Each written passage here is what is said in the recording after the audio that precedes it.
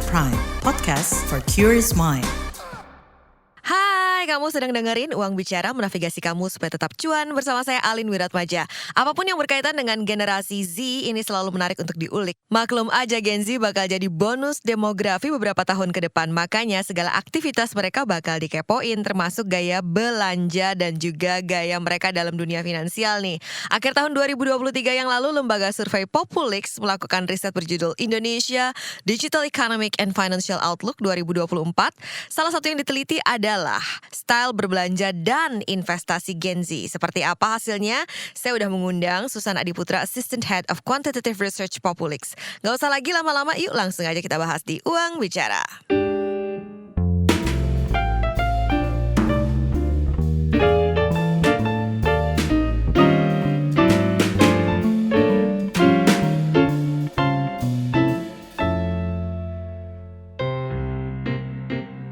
Halo teman-teman Uang Bicara, kita ketemu lagi. Kali ini kita bakalan ngobrolin soal tren Digital Economic and Financial Outlook untuk tahun 2024 ini. Memang kita sudah hampir jalan setengahnya ya, atau kita memasuki sebentar lagi second half 2024. Saat ini kita akan ngobrol bareng dengan Adiputra, Assistant Head of Quantitative Research dari Populix. Halo Mas Adiputra, apa kabarnya? Halo, selamat siang, kabar baik. Gimana kabar Mbak? Kabar baik juga. Jadi sebenarnya kalau saya baca ini Populix ngeluncurin riset ini di akhir tahun 2023 ya. Kita udah hampir memasuki second half. Ini mungkin bisa disampaikan apakah ini sebuah research yang emang rutin dilakukan oleh Populix atau gimana nih Mas? Dan apa latar belakangnya? Yes, betul. Sebenarnya dari kami Populix itu rutin ya tiap tahun itu mengeluarkan studi yang memang relevan dengan topik yang memang menarik ya. Kebetulan kita melakukan studi terkait sama Indonesia Digital Economic dan Financial Outlook 2024 ini ada beberapa hal yang memang melatar belakangi. Ada 3 poin besar. Yang pertama adalah seperti yang kita ketahui bahwa sebelumnya kan kita memang agak berada di posisi yang berat ya akibat pandemi COVID-19 ya. Mungkin hampir selama 2 tahun ini yang mungkin memang sangat memukul kondisi ekonomi secara keseluruhan ya. Mungkin tidak hanya di Indonesia tapi juga di seluruh belahan dunia. Jadi kita pengen tahu apakah memang dari pandemi COVID itu impact-nya itu seperti apa dan seberapa cepat kita bisa recovery terkait sama akibat yang dihasilkan oleh dampak tersebut. Jadi memang kalau dilihat selama 2 tahun terakhir ini kita sudah melakukan beberapa transformasi ya yang mungkin sebelumnya kita melakukan secara offline jadi kayak dipaksa karena dengan adanya pandemik ini jadi semuanya serba online ya. Nah itu adalah yang pertama. Jadi kita pengen tahu sih terkait sama tahun 2024 2025 ini proyeksinya seperti apa. Seperti yang kita ketahui bahwa memang masih secara tren masih di bawah tren ya secara jangka panjang kalau kita lihat. Terus kemudian untuk memasuki 2024 ini kita seperti yang kita ketahui di bulan Februari kita melakukan pesta demokrasi terbesar ya. Dengan adanya presiden terpilih yang baru kita mengharapkan akan ada transformasi di segi sosial dan ekonomi ya harapannya. Jadi bisa berbeda secara signifikan nantinya. Akan seperti apa mulai dari kebijakan baru yang akan diterapkan nantinya baik secara skala nasional ataupun secara per provinsi sampai ke level kota kurang lebih seperti itu. Dan yang ketiga oleh karena ada 2 hal tersebut Populix melakukan studi untuk melihat apakah ada perubahan perilaku konsumsi terkait sama adanya di era teknologi dan kira-kira ada peta bisnis terbaru nggak sih yang berpotensi untuk maju di tahun-tahun mendatang. Kurang lebih seperti itu sih terkait sama latar belakang kenapa studi ini dilakukan. Seperti itu. Ada 3 hal ini yang melatar belakangi ya Mas ya. Berarti berapa lama ini penelitian yang dilakukan dan metodenya seperti apa? Ya, studi ini itu dilakukan secara kombinasi ya. Jadi ada 2 studi yaitu fase kualitatif di awal dan fase kuantitatif. Mungkin saya jelaskan sedikit. Fase kualitatif ini dilakukan melalui 16 mini FGD atau focus group discussion yang dilakukan secara online, di mana 1 mini focus group discussion itu terdiri dari 4 responden ya, yang dilakukan dalam rentang waktu antara 14 sampai 22 Agustus 2023. Jadi digunakan apa? Kita melakukan fase studi kualitatif lebih ke untuk memahami secara detail ya kira-kira alasan terdalam yang mendorong perbedaan dari masing-masing area ataupun dari segmen responden itu seperti apa sih. Jadi kita develop atributnya itu dari fase kualitatif. Yang selanjutnya kemudian dilanjutkan dengan fase kuantitatif ya. Jadi di sini studi kuantitatif dilakukan secara self-administered. Jadi responden itu mengisi secara sendiri. Kita menggunakan online online survei ya terhadap 1.000 responden di sini yang diujikan dengan kriteria dari studi milenial dan juga Gen Z yang dilakukan pada periode 31 Agustus sampai 12 September 2023. Jadi di sini untuk memvalidasi variabel apa saja sih yang mempengaruhi perilaku konsumen di Indonesia, kurang lebih seperti itu. Oke, kalau dari hasil temuan apa aja Mas yang menarik dari riset yang dilakukan oleh Populix?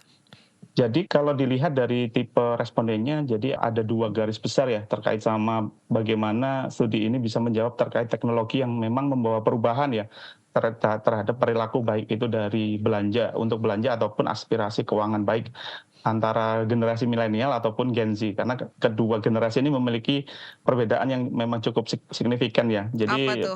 baik dari preferensi untuk berbelanja atau cara untuk mengelola keuangannya ini sangat-sangat unik dan punya karakteristik masing-masing. Di mana kalau milenial itu cenderung fokus pada tanggung jawab mereka dalam berkeluarga. Seperti yang kita ketahui bahwa untuk milenial saat ini kan memang posisinya memang sudah berkeluarga ya memang rata-rata. Betul. Sehingga mereka itu cenderung untuk memiliki perencanaan, kemudian manajemen keuangan itu lebih matang dan lebih hati-hati jika dibandingkan dengan Gen Z. Di mana untuk milenial ini mereka sudah dalam tahap ingin mencapai kestabilan finansial di masa mendatang. Jadi terkait sama gaya belanja atau prioritas keuangan mereka itu lebih berpusat pada kebutuhan sehari-hari untuk dana pensiun atau mempersiapkan dana pendidikan untuk anaknya serta berinvestasi dengan instrumen yang minim resiko. Ini lebih ke milenial, jadi mereka lebih ke untuk bermain aman ya. Sedangkan kalau untuk Gen Z itu kalau kita lihat memang mayoritas memang belum berkeluarga. Jadi mereka terkait sama gaya hidup atau menunjukkan gaya belanja itu memang lebih ekspresif ya dibandingkan dengan millennials. Kalau Gen Z ini manajemen keuangannya lebih impulsif ya. Jadi memang terpusat pada gaya hidup dan hiburan. Memang sesuai dengan gaya hidup mereka saat ini sih.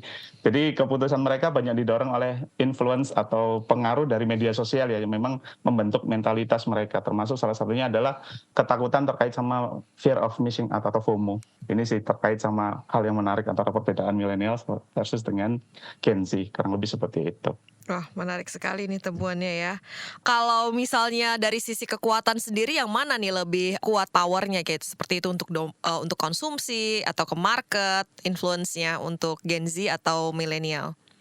Jadi untuk saat ini memang karena didrive oleh latar belakang yang berbeda ya, baik itu untuk millennials atau Gen Z, tentunya kita seperti yang kita tahu bahwa untuk generasi millennials itu tentunya memang mereka dalam kondisi keuangan lebih stabil ya jika dibandingkan dengan Gen Z karena mereka sudah ada pengalaman yang lebih banyak.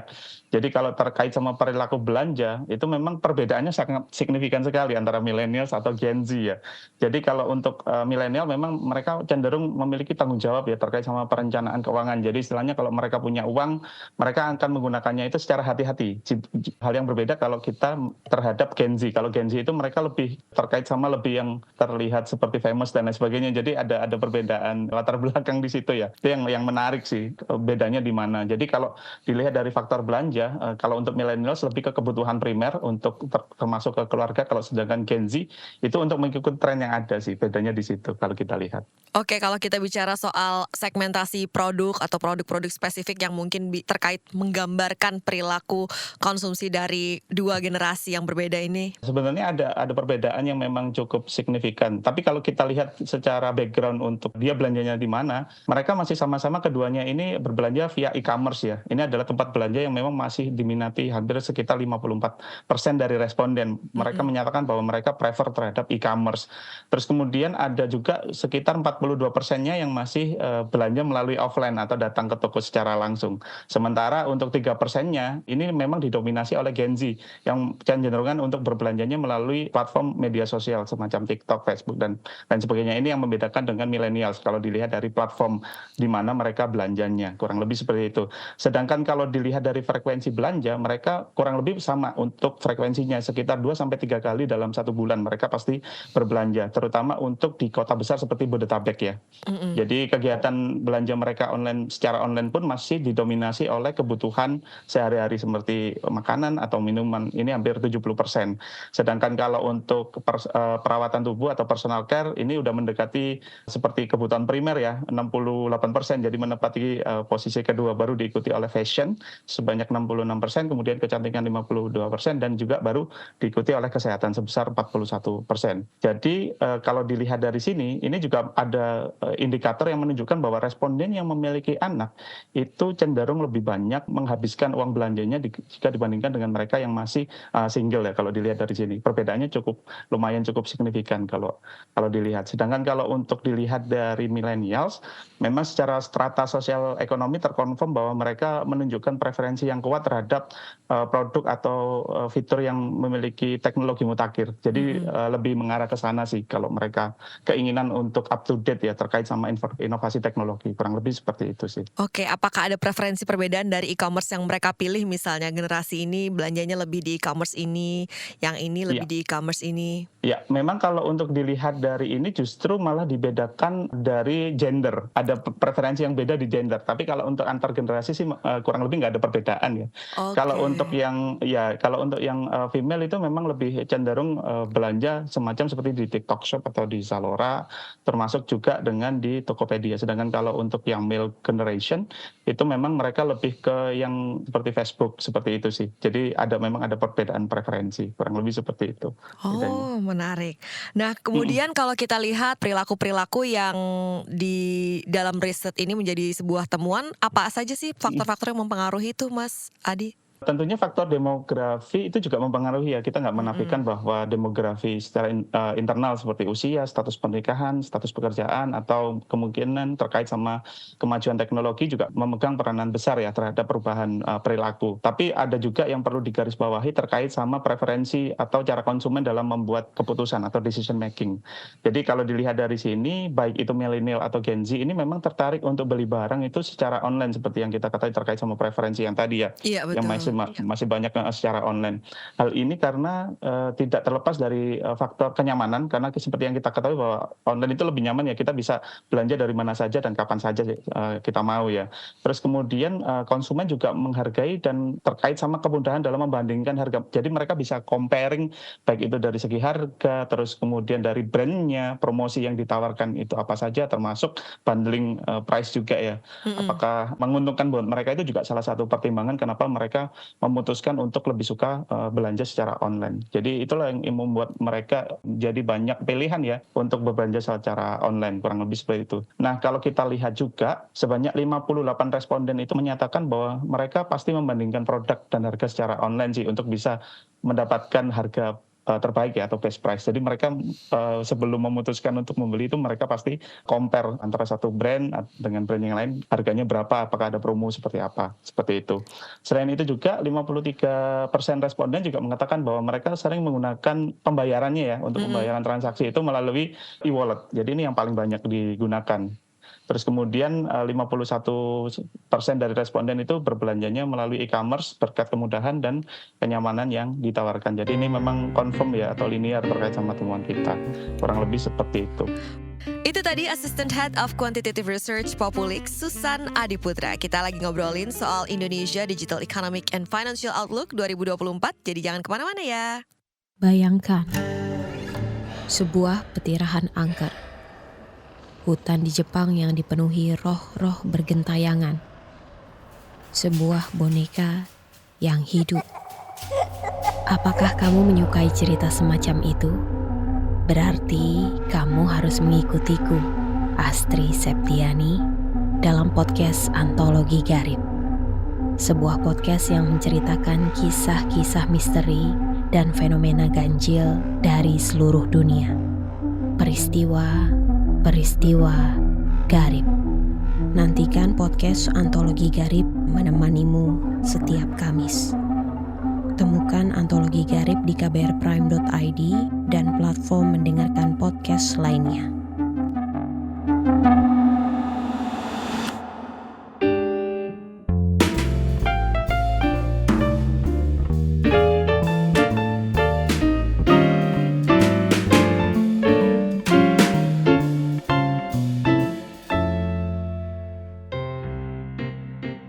Kamu masih dengerin Uang Bicara, menavigasi kamu supaya tetap cuan bersama saya Alin Wiratmaja. Di episode kali ini kita lagi bahas perilaku belanja Gen Z berdasarkan survei atau studi yang dilakukan oleh Populix bersama Susan Adiputra. Kita lanjut lagi yuk. Baik, kalau sekarang kita geser ke perilaku investasi ya Mas ya. Seperti apa hasil temuan dari riset Populix ini untuk literasi keuangan maupun juga investasi? Jadi kalau kita lihat di era teknologi saat ini, baik itu milenial ataupun Gen Z, memang mereka memiliki tingkat literasi keuangan yang sudah lebih baik ya jika dibandingkan dengan generasi yang sebelumnya. Jadi mereka sudah banyak source of information untuk menggali kira-kira piranti investment apa saja sih yang kiranya ke depannya itu bisa membantu kondisi keuangan mereka.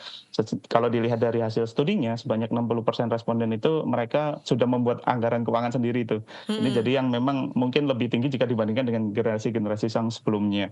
Terus kemudian 54% di antaranya mereka secara rutin juga melacak pengeluaran mereka itu pos-posnya keluarnya kemana aja sih. Dan kemudian 38% di antaranya mereka menggunakan aplikasi keuangan untuk bisa mengontrol atau mengelola keuangan mereka. Jadi ini adalah satu hal yang menarik bahwa mereka sebenarnya melek ya terkait sama bagaimana uang mereka dapatkan dan bagaimana uang tersebut dihabiskan. Kurang lebih seperti itu. Nah, kemudian yang menarik adalah dalam konteks investasi, baik itu milenial ataupun Gen Z, bahwa melihat investasi itu sebagai apa sih? Mereka menganggapnya bahwa sebagai langkah untuk mengamankan keamanan finansial mereka di masa mendatang. Jadi mereka nggak hanya melulu mengandalkan dari uang pensiun ya. Jadi mereka udah punya pikiran untuk kedepannya uangnya harus diapain sih. Nah, kalau di sini ada memang tujuan investasinya kan memang ada perbedaan. Kalau milenial kan memang lebih ke memilih resiko yang paling rendah ya. Jika dibandingkan dengan Gen Z. Tentunya ada strategi yang memang agak sedikit berbeda antara gen untuk millennials maupun Gen Z ya.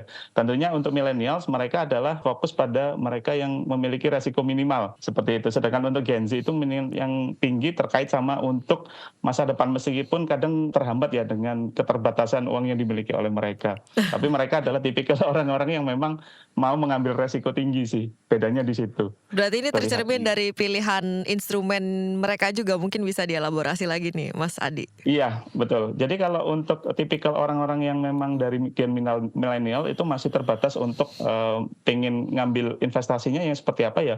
Semacam seperti saham mereka sudah mengambil tapi resikonya diambil adalah yang paling rendah. Tapi stabil untuk pendapatannya. Sedangkan kalau untuk Gen Z ini mereka lebih ke yang resiko tinggi seperti cryptocurrency ataupun pasar saham dengan resiko yang tinggi. Mereka lebih suka kayak tantangan atau untuk bisa meningkatkan adrenalin mereka sih untuk bisa mengambil resiko. Seperti itu sih kalau kita lihat. Jadi satunya lebih berani nih ya kalau Gen Z ya Mas ya.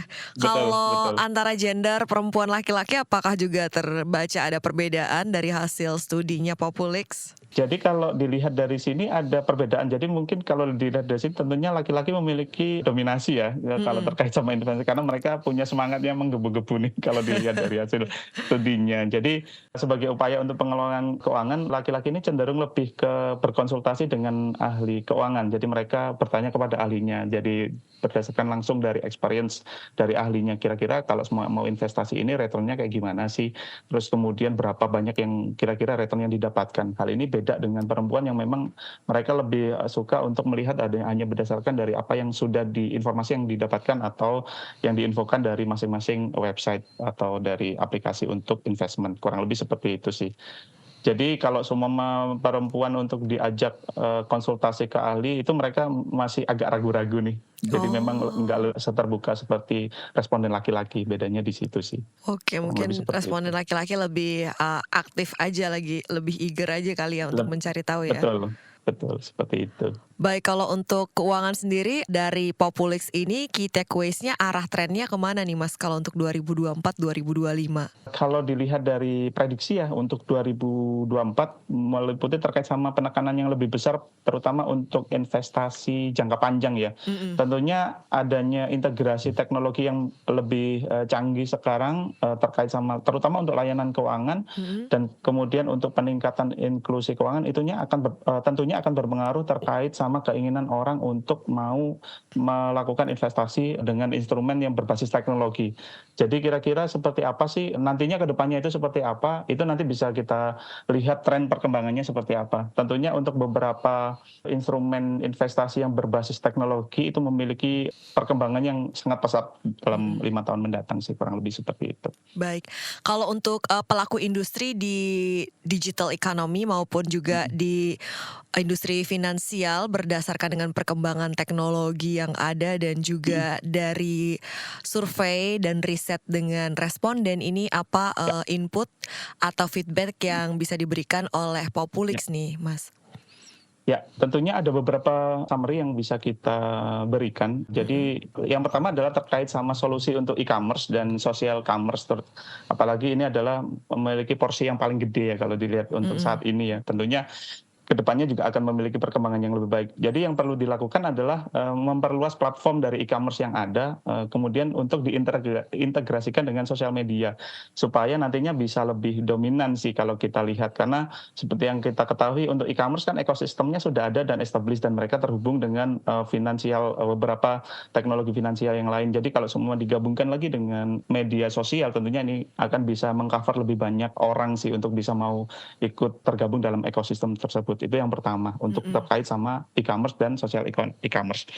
Terus kemudian yang kedua adalah layanan fintech atau financial technology. Jadi mungkin yang kita dengar di beberapa berita mungkin ada sedikit persepsi negatif ya terkait sama fintech ya. Mungkin hal yang perlu dilakukan adalah mungkin solusi terkait sama teknologi finansial lebih inovatif lagi. Jadi nggak ada sesuatu informasi yang di-hide, jadi harus terbuka, itu yang penting. Terus kemudian untuk termasuk salah satunya adalah opsi untuk pembayaran mobile, itu bisa diperbanyak karena dari hasil temuan memang mereka hanya terbatas untuk beberapa pembayaran saja, nggak bisa ke semuanya. Jadi setidaknya dengan adanya ini nantinya bisa diharapkan bisa menjangkau lebih banyak lagi sih. Tentunya juga nggak ada pihak yang dirugikan. Kurang lebih seperti itu. Itu untuk yang layanan fintech. Kemudian yang ketiga adalah untuk layanan logistik dan pengiriman. Ini hal yang perlu ditingkatkan adalah terkait sama SOP untuk proses sampainya ya. Jadi ada beberapa kendala terkait sama logistik yang dihadapi terakhir-terakhir ini kan banyak sering telat. Mungkin diperbaiki juga untuk memang SOP apa yang ditawarkan itu ya sesuai dengan apa yang dilakukan sih itu.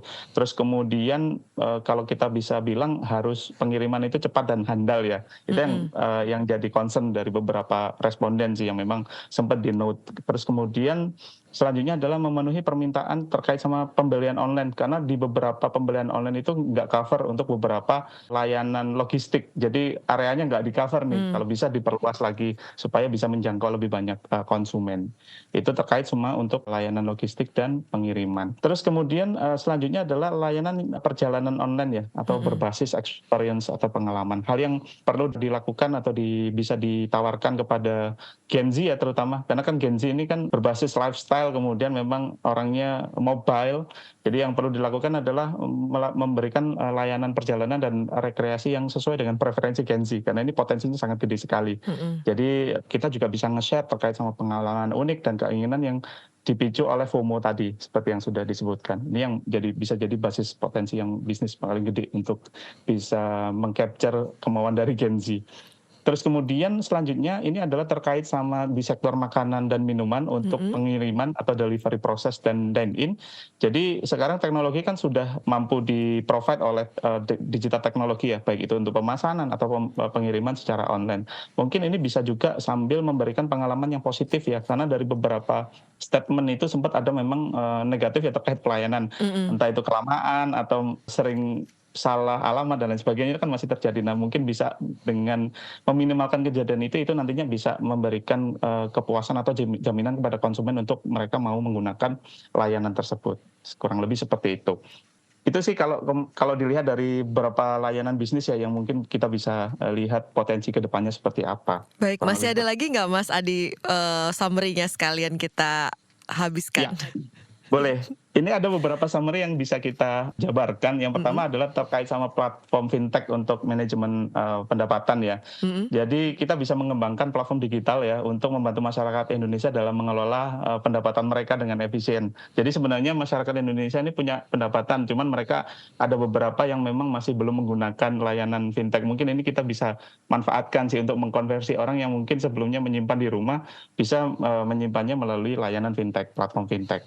Tentunya dengan benefit tertentu ya, itu yang pertama. Terus kemudian yang kedua adalah layanan keuangan yang berbasis pengalaman. Jadi kita bisa menciptakan produk atau layanan keuangan sesuai dengan peningkatan minat terkait sama untuk berjalanan kah atau rekreasi dan gaya hidup. Jadi kalau semua mereka beberapa bulan mendatang pengen pergi kemana. Jadi kita bisa memfasilitasi untuk mereka untuk investasi kira-kira untuk bisa mencapai itu per bulannya berapa sih seperti itu. Jadi ada platform yang bisa memfasilitasi itu. Terus kemudian yang ketiga adalah layanan keuangan untuk side gig. Jadi seperti yang kita ketahui bahwa untuk saat ini dengan ada beberapa individu yang memiliki pendapatannya tidak tetap ya kalau kita lihat. Jadi mungkin kita bisa membantu mereka untuk bisa mewujudkan keinginan mereka ya untuk mencapai keinginannya. Itu salah satunya adalah memberikan layanan keuangan yang memang cocok untuk side gig ini, kurang lebih seperti itu. Terus kemudian terkait sama literasi keuangan dan konsultasi, mungkin ini kita bisa berfokus ya terkait sama pendidikan keuangan. Seperti yang kita ketahui bahwa literasi keuangan among millennial and Gen Z ini udah sangat baik ya. Mungkin kita bisa meningkatkan ini supaya nantinya bisa meminimalisir terkait sama perbedaan preferensi antara baik itu secara gender ataupun dari faktor generasi gitu. Terus kemudian yang terakhir adalah terkait sama penyediaan produk investasi yang beragam. Jadi kita bisa menawarkan terkait sama jenis-jenis investasi yang mungkin disesuaikan dengan selera resiko atau preferensi dari investasi untuk memastikan bahwa baik milenial ataupun Gen Z ini bisa melakukan investasi sesuai dengan resiko yang mereka suka sih. Kurang lebih seperti itu. Jadi kalau dilihat dari sini, di era digital ini akan menghadirkan peluang dan tantangan terutama bagi dunia usaha ya. Baik itu baik lembaga keuangan ataupun untuk regulator. Jadi menekankan pentingnya research untuk terus dilakukan supaya perubahan tren itu tetap terbaca. Terus kemudian kita juga bisa melakukan adaptasi dan juga kira-kira action plan apa yang bisa kita lakukan untuk menghadapi perubahan itu, terutama untuk perilaku konsumen. Seperti yang kita ketahui bahwa preferensi konsumen ini kan perubahannya sangat lumayan cepat ya untuk saat ini. Jadi yang terakhir ada yang nggak kalah penting adalah bagaimana cara kita untuk memenangkan pasar di era yang terus berubah sekarang. Kurang lebih seperti itu sih. Itu tadi Assistant Head of Quantitative Research Populik Susan Adiputra. Semoga ada insight menarik dari obrolan ini ya. Nah, kalau kamu punya kritik, saran, masukan yang perlu banget kita bahas di podcast Uang Bicara, langsung aja kirim email ke podcast@kbrprime.id dengan subjeknya Uang Bicara. Saya Alin Wiratmaja pamit, jangan lupa dengerin terus Uang Bicara, menavigasi kamu supaya tetap cuan. Setiap Kamis di KBR Prime, Spotify, Apple Podcast, dan platform mendengarkan podcast lainnya. Bye-bye!